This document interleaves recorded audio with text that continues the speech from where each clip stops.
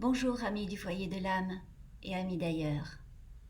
Bonjour et au revoir, puisque cette petite vidéo est la dernière de cette série inaugurée en raison du confinement. Cet accompagnement 2 fois par semaine s'achève donc. Au revoir, car il est désormais possible de se revoir.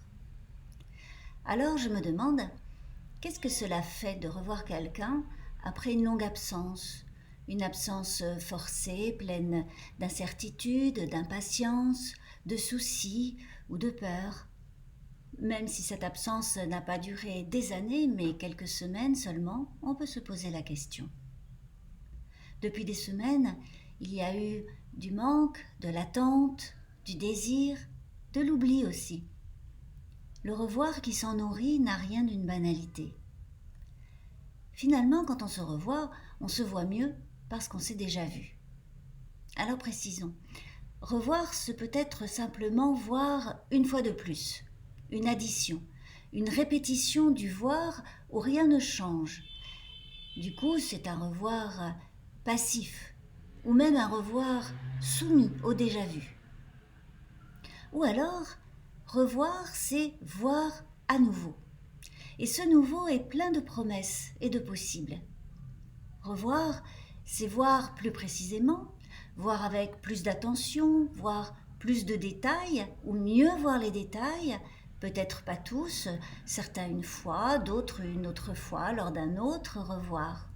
Il y a plus d'ampleur dans un revoir que dans un voir. C'est aussi un autre temps que celui du revoir, car s'il y a de l'impatience, il y a aussi ce temps qui est saisi avec plus d'intensité.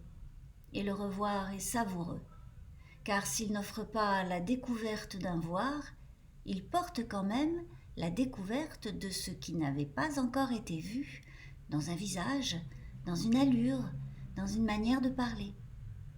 On est autrement et peut-être mieux acteur dans un revoir que dans un voir pour la première fois. S'il y a l'apport d'un déjà vu, le revoir qui est voir de nouveau, grâce au recul acquis, accepte et même espère un voir autrement. Et en cela, il laisse un espace, une liberté à l'autre, celui ou celle qui est revu, mais aussi un espace et une liberté à soi-même. Car le voir à nouveau renonce à la clôture, à la possession, au dernier mot définitif. Voir de nouveau permet de franchir les limites du premier voir, pour peu qu'on le veuille, bien sûr. Il accueille, et même il cherche un écart, une différence, une surprise.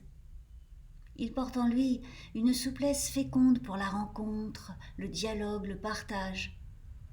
Ce revoir qui est voir à nouveau signale et signe un présent tourné vers l'avenir. Alors le jour du revoir est un jour de fête, un jour de gratitude, un jour de joie, un jour de vie, un bonjour. Alors, au revoir.